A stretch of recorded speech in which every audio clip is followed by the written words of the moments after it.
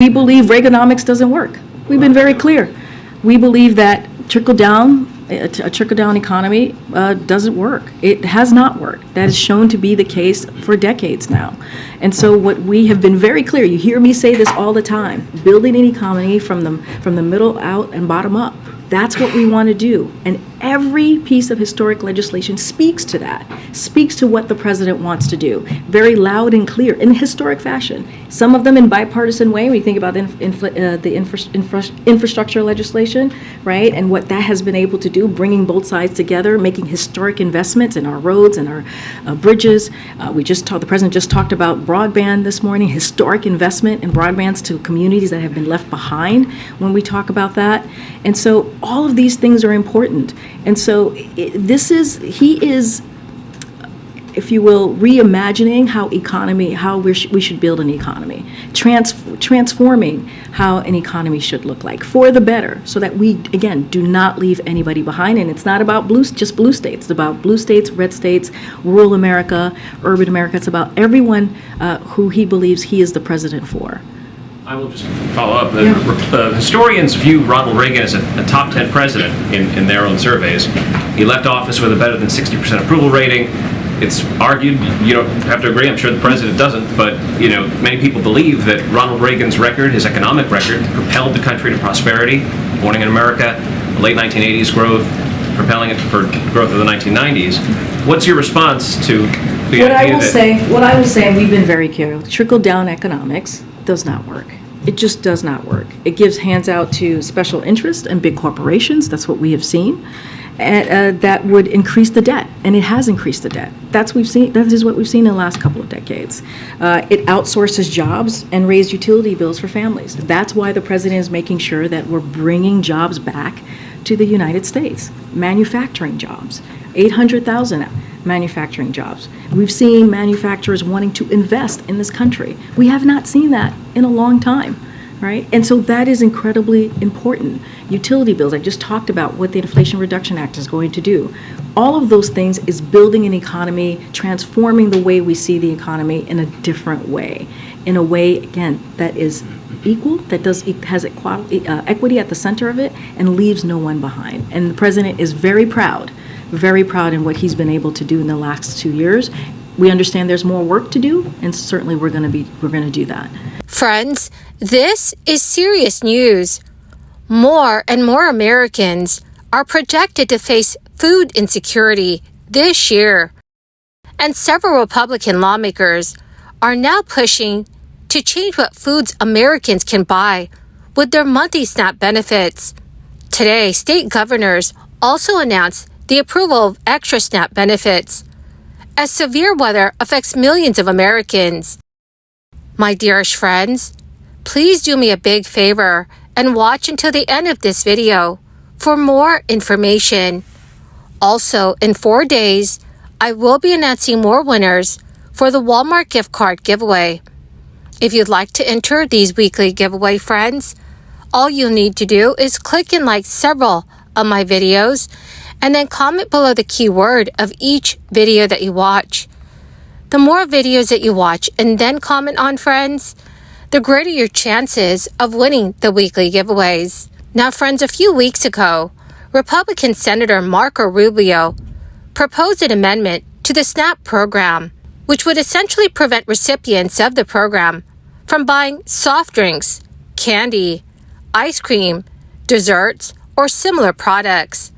Senator Marco Rubio said in a recent statement, "Many U.S. adults have diabetes or prediabetes.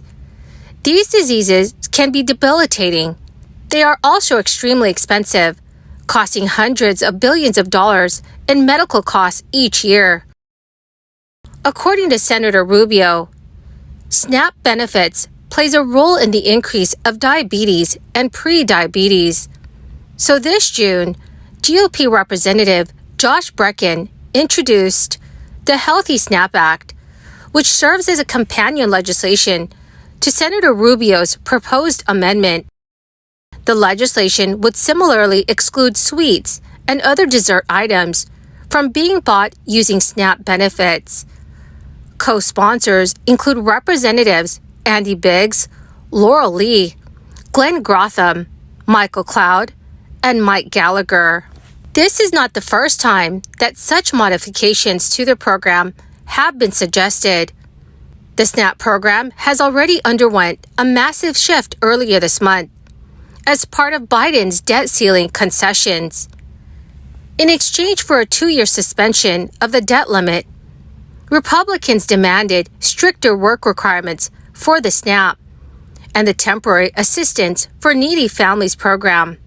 The deal omitted an earlier and more controversial GOP push for Medicaid work requirements, which would deny government-sponsored health coverage to unemployed individuals and able-bodied adults who do not have children.